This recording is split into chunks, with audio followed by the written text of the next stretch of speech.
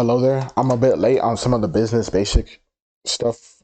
But hey, Coop in Russia, bro, fleeing to USA. Really? This is 8 days ago, so Я уже сказал по about поводу obviously. Я сказал, что российское государство к этому не имеет никакого отношения. Говорит совершенно ответственно, без всяких задних мыслей. А мне российское государство здесь не has Содержание всей группы Вагнер. Maintenance of the entire group of Wagner is fully provided. Yeah, he's shot himself. Обеспечивалось государством. Из Министерства обороны, из государственного бюджета мы полностью финансировали эту группу. That video was published by the Defense of Ukraine Twitter account, an official government account. Oh, wow. As I mentioned in yesterday's video, I think in his speech, Putin accidentally admits to war crimes. Yeah. And it has drastic consequences for Putin and the Russian state that I'll get into in just a second. On top of that, there's a chance that Prigozhin might have to flee to the USA and work out a plea deal for his own safety. That's because Putin is now cracking down on officials who supported the Prigozhin coup. There's news that he arrested Commander-in-Chief of the Russian Air Force, Surovikin, and his deputy for treason. So let's get into all that in this video. I apologize if this video is a little bit late. I have a stomach ache from, I think, a bit too much coffee, but don't worry, that's not going to stop today's news. As usual, be sure to hit that like button. I've heard from other YouTubers that Russian trolls are working overtime to downvote videos that are covering the news of this coup. Damn, really? So that means your likes are playing a huge role in overcoming their dislikes. So please, smash the like button You below. heard him. Smash it. All right, let's start. I reported this yesterday, but Putin's accidental admission of paying the Wagner Group has far-reaching effects. It makes it look like the Russian government is responsible for all the war crimes that the Wagner Group had committed in Ukraine and all around the world. But first, many of you might be wondering, why would Putin admit to paying Wagner now, since all this time he's been denying having any relationship with them? Now this is where I want to give credit where credit is due. One of you guys pointed out the perfect reason for Putin's action in yesterday's video comments. I'm sure you guys have seen the videos of the Wagner Group being cheered on by the Russian public when they were leaving Rostov. Oh, so alright, so then it gets them negative press, so then people don't start joining their side and being like, yeah, I see why now. But like, these people were paid by us to commit war crimes. So even though we are at fault, they are at fault too. Massive public support, which even surprised Putin.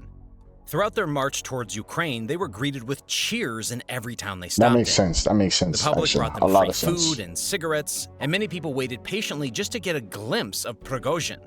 Prigozhin has been the most popular person in Russia, and Putin can't have that, especially considering Prigozhin's political ambitions.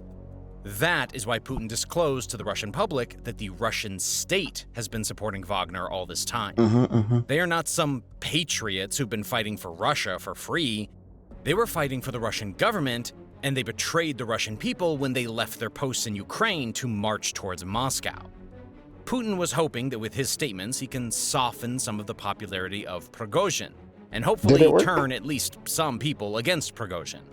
Now, I'm not sure how successful he was in achieving this goal, but he most definitely was successful in admitting to war crimes.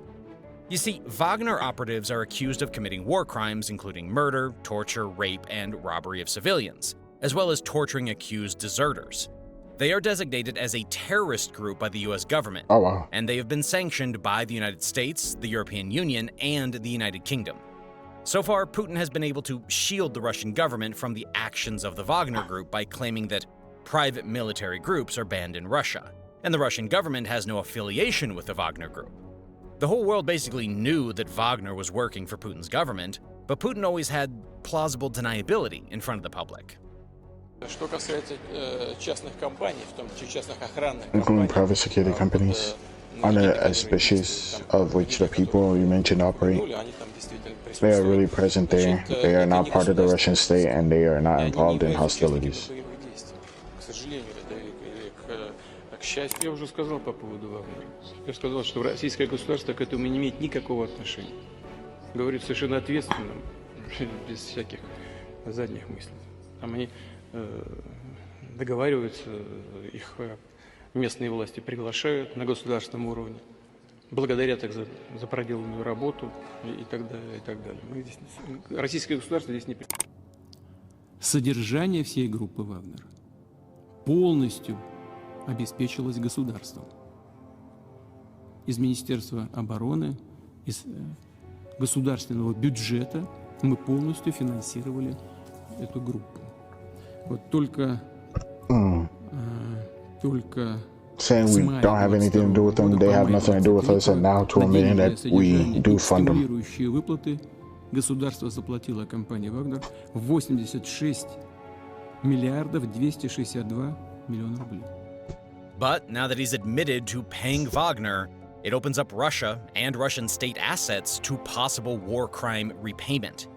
What I mean by that is, if and when there's a trial of sorts after this war is over, which hopefully comes soon, the Russian government, or at least the officials of the current Russian government, will be held liable for the actions of Wagner.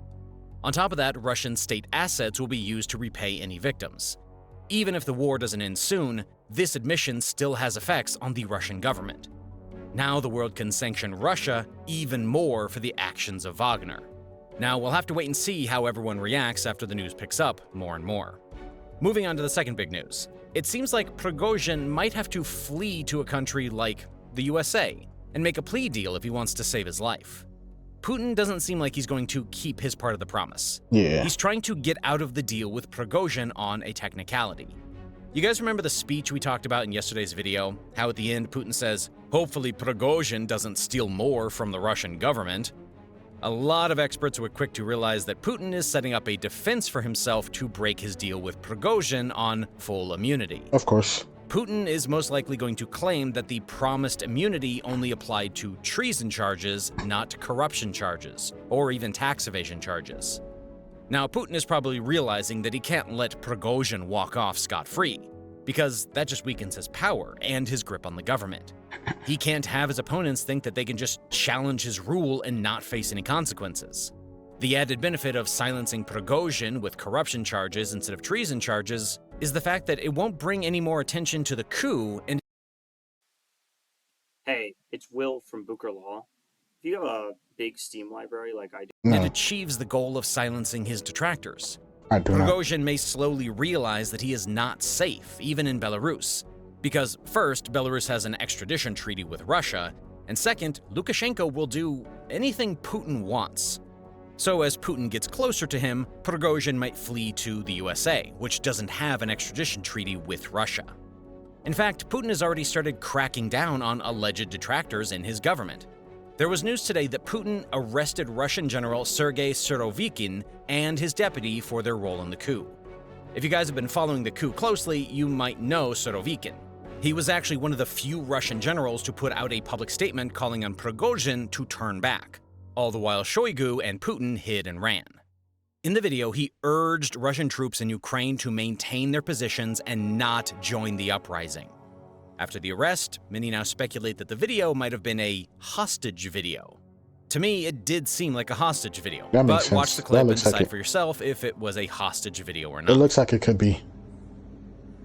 Why does he have a gun on him? If it was a hostage, I mean, maybe it's a trick people. Just ordered by the leadership of the Ministry of Defense of Russian Federation and came from the front lines where our troops, our commanders, our soldiers, our fighters, The New York Times volunteers. just published a report today giving more details behind the reason for this arrest. General Surovikin is a respected military leader who helped shore up defenses across the battle lines after Ukraine's counteroffensive last year. He was replaced as the top commander in January, but retained influence in running war operations, and he remains popular among the troops. Prigozhin would not have launched this uprising unless he believed that others in positions of power would come to his aid, and Surovikin might be one of those who supported him. Prigozhin had worked with General Surovikin during Russia's military intervention in Syria, and had described him as the most capable commander in the Russian army. It is quite likely that Surovikin didn't have a problem with Putin, but wanted to replace Shoigu and Gerasimov as head of the Ministry of Defense. Surovikin and Prigozhin have both brushed up against Shoigu and Gerasimov over tactics used in Ukraine. So now Putin is in quite a pickle, because Russian military performance in the war has been underwhelming, but the few successes that the military has had came from General Surovikin and Wagner. Really? Putin has already shut down Wagner and exiled Prigozhin to Belarus for the time being. Now he can't just remove one of his few generals who have been so important in the war, and he also can't let Surovikin's actions slide because that exudes weakness. It seems that Putin is waiting on his Secret Service to find out more information on the extent of Surovikin's involvement in the coup. If he was involved in organizing the coup, then it is a sign of deep trouble in the Russian military, and Putin must decide his line of action. Moreover, today's Russian investigative dossier project has revealed that they have proof that Surovikin became a Wagnerite back in 2017. Really? He received a personal badge by the PMC with the number M3744. Now, does that mean that Putin's promise that all Wagner soldiers will have immunity for their role in the coup extend to his own general, or not?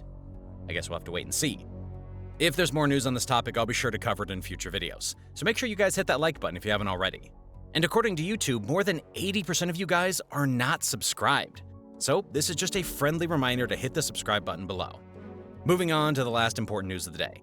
The Wall Street Journal published a big report today which details Prigozhin's exact plan for the coup and how it got derailed, which forced him to stop. According to the report, Prigozhin planned to capture Russia's military leaders Shoigu and Gerasimov as part of last week's mutiny. Prigozhin originally intended to capture Defense Minister Sergei Shoigu and General Valery Gerasimov, the chief of Russia's general staff, during a visit to a southern region that borders Ukraine that the two were planning. But the Federal Security Service, or FSB, found out about the plan 2 days before it was to be executed. The FSB also has prior knowledge of Prigozhin's march, and that played a big role in the assault failing. If it wasn't for this leak, the assault had a high chance of success. Still, the intelligence raises questions about the extent of Putin's authority after Moscow failed to prevent Wagner troops from marching almost all the way to Moscow despite the Kremlin's knowledge of the conspiracy. According to the report, Prigozhin's plot relied on his belief that a part of Russia's armed forces would join the rebellion and turn against their own commanders. But that didn't happen, which played a role in Prigozhin turning back before reaching Moscow. The plot likely would have ended in an armed standoff in Moscow if Belarusian President Alexander Lukashenko hadn't offered to mediate. And lastly, I just want to mention why we don't have sponsors in these videos. I've been trying hard to find sponsors and help fund the second channel and all, but according to some of my sponsors, my videos are a bit too controversial. I don't want to... How would it be controversial? I would understand if it was like not within their like family-friendly guidelines or whatever that they would have for YouTubers if they want to get sponsorships, but controversial, I wouldn't say that. Change my coverage just because sponsors are not happy with me covering the news. I don't know how geopolitics is controversial, but nevertheless, I do want to mention my Patreon, where you guys can support the videos directly.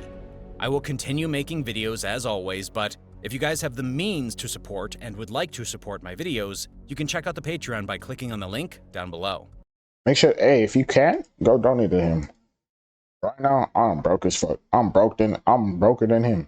I don't think that's English. But you know what? Like, subscribe, and see you guys later. I don't get how that's controversial, though. If they're talking about, like, their family-friendly meter and the people they want to reach out to, I guess I could understand that. But other than that, controversial is weird. But yeah, see you guys later. Hope you have a good day or night. Bye.